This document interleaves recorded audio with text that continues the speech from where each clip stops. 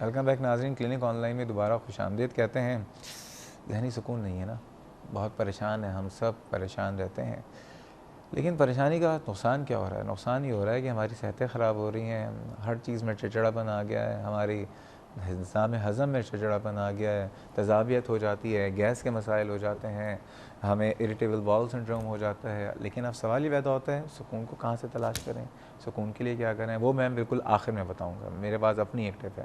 لیکن irritable bowl syndrome کے حوالے سے آج ہمارے ساتھ موجود ہیں پروفیسر وارث کدوئی صاحب اینڈ ڈاکٹر ماری اینڈریڈس صاحبہ، آخان یونیورسٹی ہاسپٹل سے ان کا تعلق ہے۔ ڈاکٹر صاحب، جتنے لوگ آئی بی ایس کا شکار ہیں، مرد اور حضرات، انہوں نے کہا کہ بیسیکلی ذہنی سکون بہت ضروری ہے، ٹھیک ہے، اس کو بھی آپ ایڈریس کریں، کیا حل ہے؟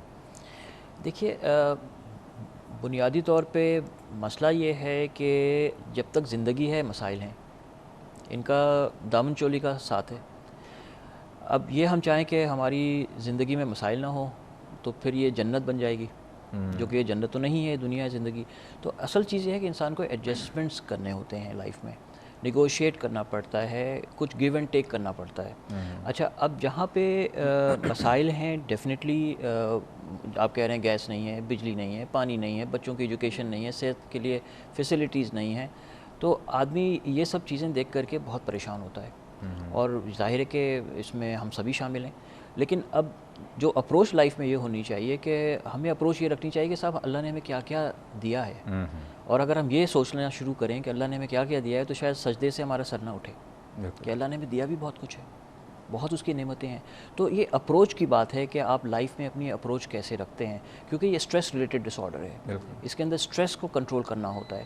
تو اسٹریس آپ اسی طرح کنٹرول کر سکتے ہیں کہ آپ اپنا مائنڈ سیٹ چینج کر دیں، کیونکہ ظاہر کہ مسائل ایک ختم ہوا تو دوسرا آئے گا، دوسرا ختم ہوا تیسرا آئے گا، یہ زندگی ہے، اسی طرح سے زندگی چلتی ہے اور یہ ریالٹی ہے۔ تو اس کو ایکسیپٹ کرنا چاہیے، اور ایکسیپٹ کر کے ایک اپنی اپروچ ایسی رکھنی چاہیے صبر اور شکر کی، ٹھیک ہے، کہ اب صبر اور شکر، اللہ تعالیٰ ہم سب اس اپروچ کی طرف آئیں۔ جی یہ بتائیے غذا کیسی ہونی چاہیے اریٹیبل باؤل سنڈروم والوں؟ دیکھیے، غذا کا آپ کا سوال بہت امپورٹنٹ ہے، اس لحاظ سے کہ جیسے میں نے ابھی ذکر کیا کہ اس میں جو ہائی فائبر ڈائٹس ہوتی ہیں، جس میں آپ کے فروٹس اینڈ ویجیٹیبلس ہیں، ان کا استعمال جو ہے بہت ہیلپ کرتا ہے۔ اسبگول کی بھوسی جو ہے وہ ہم ڈائٹ میں ویسے تو شامل نہیں کرتے، لیکن وہ بھی فائبر ہی ہے۔ تو کس وقت لینی چاہیے وہ؟ اس میں جو ریکمنڈیشن ہے وہ اراؤنڈ مغرب کے ٹائم۔ اچھا، لوگ تو کوئی رات کو سونے سے پہلے لیتا ہے، کوئی رات کو صبح سونے نہار کے میں وقت لیتے اس کو کچھ لوگ ایڈوائز اس لیے نہیں کرتے ہیں کہ اس میں چونکہ یہ ایبزارب نہیں ہوتی نا، تو اس میں کچھ گیسز وغیرہ بن سکتی ہیں، تو رات میں پھر تھوڑی سی نیند ڈسٹرب ہو سکتی ہے۔ اوکے، تو اس لحاظ اور سے صبح بہتر نہار میں نہار میں بھی لے سکتے ہیں، لیکن پھر وہی ایشو ہے کہ تھوڑی چونکہ گیسز کا ایشو بنتا ہے، تو کچھ لوگ اپنے جاب پہ جاتے ہیں، کام وام، تو اس میں تھوڑا ڈسٹرب ہو سکتے ہیں۔ تو بیسٹ ٹائم جو ہے اگر ایک دفعہ لینا ہے تو مغرب کا ٹائم بیسٹ ہے، ریکمینڈڈ۔ ٹوائس اے ڈے اگر لینا ہے تو پھر ظاہر ہے کہ اچھا، صبح۔ گوشت کیا بالکل نہ کھائیں یا کھا سکتے ہیں؟ دیکھیے، گوشت کے حوالے سے یہ ہے کہ ریڈ میٹ جو ہے وہ اوائڈ کرنا چاہیے، وائٹ میٹ جو ہے اس کا استعمال ہے امپورٹنٹ، ضروری ہے۔ دالوں میں بھی پروٹینز ہوتی ہیں، دالوں کا استعمال بھی ضروری ہے۔ جہاں آپ گوشت کی بات کر رہے ہیں، میں وہاں پہ بیلنس ڈائٹ کی بات کروں گا کہ اس کے اندر ساری انگریڈینٹس ہونے چاہیے، ہیلدی ڈائٹ ہونی چاہیے، یعنی اس میں دالیں بھی ہوں، روٹی بھی ہو، سالن بھی ہو، بالکل، چاول بھی ہو، گوشت بھی ہو، بالکل، ملک اینڈ ملک پروڈکٹس بھی ہونی چاہیے، دودھ بھی ہو، دہی بھی ہو، بالکل صاحب، ایک ہی چیز پہ نہ اٹکے یعنی ایک چیز پہ نہیں اٹکیں۔ اور خوراک کے حوالے سے آئی بی ایس میں جو آپ نے سوال کیا ہے، وہ ایک چیز یہ بھی دیکھنی ہوتی ہے کہ کچھ لوگوں کو کچھ ڈائٹس سے جو ہے نا جی آئی سمٹم زیادہ ہوتے ہیں، کچھ لوگوں کو مطلب ملک جو ہے وہ ایبزارب کرنے، ہاں، تو اگر یہ دیکھ لیں کہ کوئی ایک چیز کھانے سے ان کو اگر پرابلم ہو رہا ہے، زیادہ گیسز ہو رہی ہیں، تو وہ پھر اس چیز کو ڈائٹ میں کم کر دیں۔ اور جن لوگوں کو ڈائریا رہتا ہے، قبض کے لیے تو آپ نے بتا دیا، جن کو ڈائریا رہتا ہے وہ کیا کریں؟ ڈائریا والوں کے لیے بھی جیسے ڈاکٹر وارث نے کہا اسپغول، اچھا، لیکن اسپغول پھر دن میں 2 یا 3 دفعہ لے سکتے ہیں، اس میں اس میں گیس کا اتنا ایشو نہیں ہوگا، اور اسپغول جو ہے اس طرح کرتا ہے کہ سارے پانی کو جذب کر لیتا ہے، ٹھیک ہے۔ تو جو ڈائریا والی کیفیت ہوتی ہے نا وہ بہت بہتر ہو جاتی ہے۔ نگہت صاحبہ کا سوال تھا، نگہت صاحبہ ہم آپ کو بھولے نہیں، آپ ناراض مت ہوئیے گا، جن کو ڈی وی ٹی تھا، وزن میں ان کے جو ہے شوگر بھی ہے، بلڈ پریشر بھی ہے، ان کو بد ہضمی بھی رہتی ہے، جلن بھی رہتی ہے، قبض بھی رہتا ہے، ان کے تو بہت سارے مسائل ہیں، کیا کریں گے؟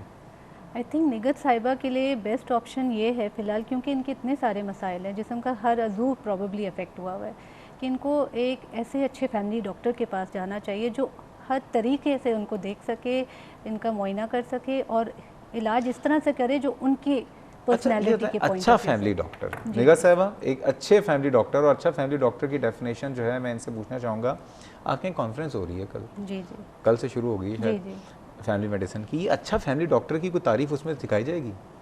उसमें गुड डॉक्टर की तारीफ ज़रूर सिखाई जाएगी। वो डॉक्टर, वो कॉन्फ्रेंस क्यों हो रही है बेसिकली? कॉन्फ्रेंस ये हो रही है सिखाने के लिए कि जो है हमें सिर्फ बायोलॉजिकल जो कहते हैं यानी मरीज़ के ऊपर मर्ज़ को का इलाज नहीं करने की ज़रूरत है, बल्कि इंसान के इलाज की ज़रूरत है।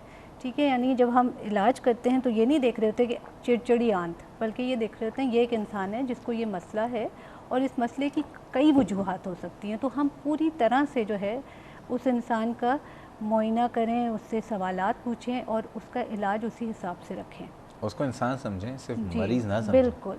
डॉक्टर मारी, डॉक्टर वारिस किदवाई साहब, बहुत बहुत शुक्रिया। दिल तो नहीं चाह रहा, कॉलर्स हम भी आपने आखिरी समय नहीं लिए, लेकिन ये कि इस प्रोग्राम में दोबारा आइएगा और बातें हमारी इंशाल्लाह ताला मज़ीद चलेंगी।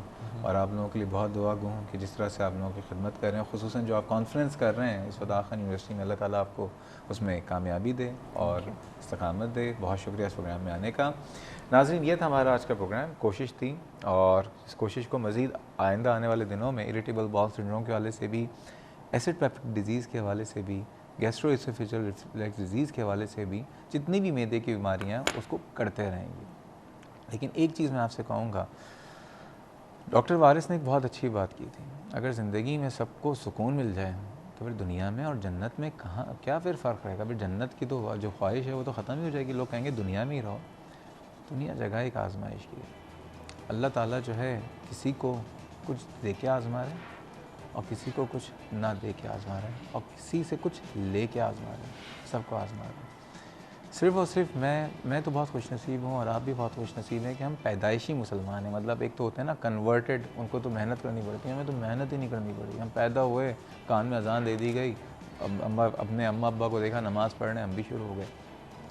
मज़हब को समझ लीजिए, बहुत अच्छा मज़हब है, हम बहुत खुशनसीब हैं। बहुत मोहब्बत करने वाला मज़हब है, मारने वाला मज़हब नहीं है, लड़ने वाला मज़हब नहीं है। किसी भी मज़हब से हो ना आप, चाहे आप क्रिश्चियनिटी से हो चाहे हिंदुज़म से हो, सारे मज़ाहिब जो हैं वो अच्छाई का ही दर्ज देते हैं।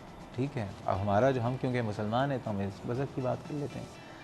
जितनी भी टेंशन्स हैं, अल्लाह ताला ने आपको तरीक़ा दिया है इबादत का, और किसी भी मकतबा फ़िक्र से हो, किसी भी मज़ाहिब से हो, मैं सिर्फ ये कहूँगा आप खुदा के आगे अपनी तमाम टेंशन्स दे दीजिए। खुदा जो है ना 70 माओं से ज़्यादा हमदर्द है। हमारी ज़िंदगी में मुश्किलें, मैं ये नहीं कह रहा कि कल से ख़त्म हो जाएंगी, आती रहेंगी, लेकिन जब हमें एक चीज़ पे यकीन हो जाएगा कि मेरी मुश्किल जो है अगर आई वो एक आजमाइश है और उसका हल मेरे खुदा ने ही निकालना है, तो बहुत हद तक जो है आपकी ज़िंदगी में सुकून आ जाएगा। क्योंकि आपको पता है कि हल निकालने के लिए ऊपर अल्लाह ताला मौजूद, हमारे साथ हर वक्त मौजूद हैं।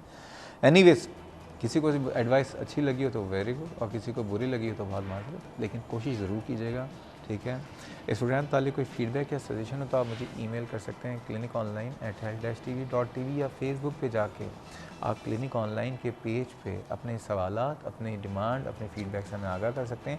कल इंशाल्लाह ताला मेल इनफर्टिलिटी पे जो हमने लास्ट वीक प्रोग्राम किया था उसको कंटिन्यू करेंगे। डॉक्टर इम्तियाज़ जो है हमारे साथ मौजूद होंगे। आपके कोई भी सवाल हो आप हमें आगाह कर सकते हैं। कल तक के लिए अल्लाह हाफ़िज़।